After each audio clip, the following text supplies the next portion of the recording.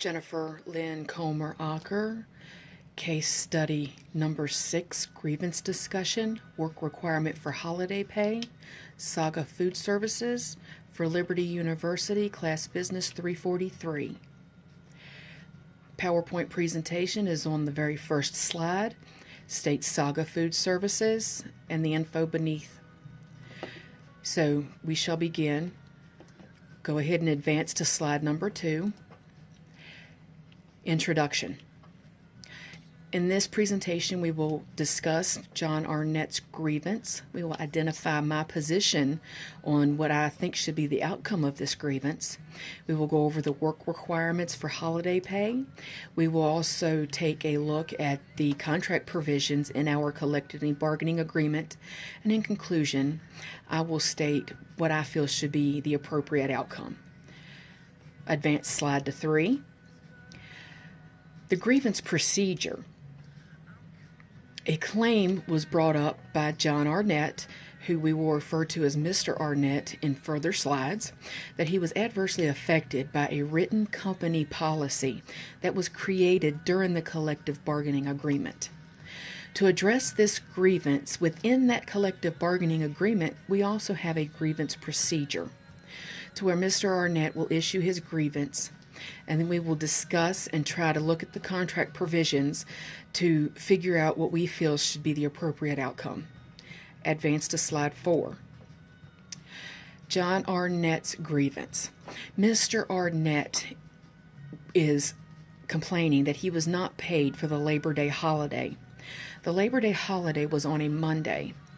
Mr. Arnett's typical work week consists of 4 10-hour shifts, Tuesday through Friday. He would not have been working on the holiday, which was Monday. So our policy is that they can take their Labor Day holiday on the Tuesday, the first day that they need to work back. However, in order to get the holiday pay, he must also have worked his next scheduled work day, which would have been that Wednesday. So therefore, he was not given Labor Day holiday pay. Advance to slide 5. As Director of Human Resources, I feel that he is not entitled to holiday pay. Advance to slide 6. The federal government and state governments typically do not regulate how businesses pay or do not pay benefits. Holiday pay is a benefit, not a requirement. We are obligated to pay regular pay and overtime. And we are also to accommodate for religious practices unless we can show that it would give an undue hardship to accommodate the holiday for our business. Advance to slide 7. The Fair Labor Standards Act does not require payment for any time that is not worked, and that includes holidays, vacations, or any time that you were not physically working. These benefits are generally a matter between an employer and the employee through the labor union. Let's advance to slide 8. The collective bargaining agreement is a written, legally enforceable contract for a specific period of time, typically 1 year, between the management of the organization and its employees represented by an independent trade union.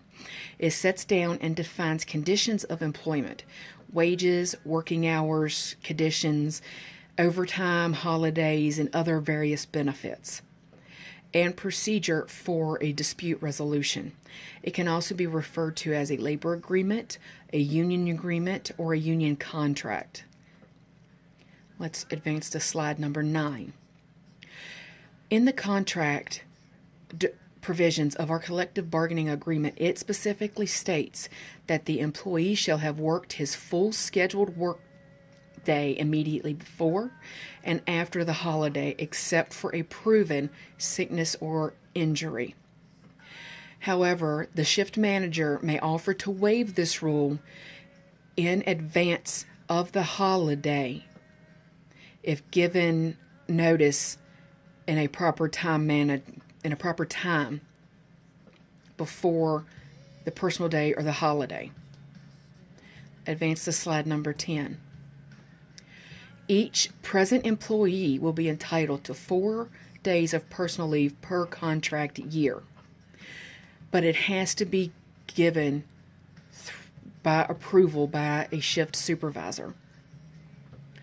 Union employer negotiations need to be and are clear and concise as to the results of the negotiations are clearly expressed. Let's go to slide number 11. Mr. Arnett will not be paid the holiday pay as he did not fulfill the requirements set forth in the collective bargaining agreement. Monday was Labor Day, so in order to be paid for Labor Day, that meant that he had to work his full working day before, which would have been Friday of the week prior, and a full working day after, which would have been Wednesday, unless he would have gotten supervisor approval prior to taking that personal day, which he did not. Let's move to the next slide. And therefore, since he took the unauthorized personal day and did not get permission to have it waived, Mr. Arnett did not fulfill the requirements to receive holiday pay, and therefore is not entitled to those hours being paid. And this is the end of the PowerPoint presentation. Thank you.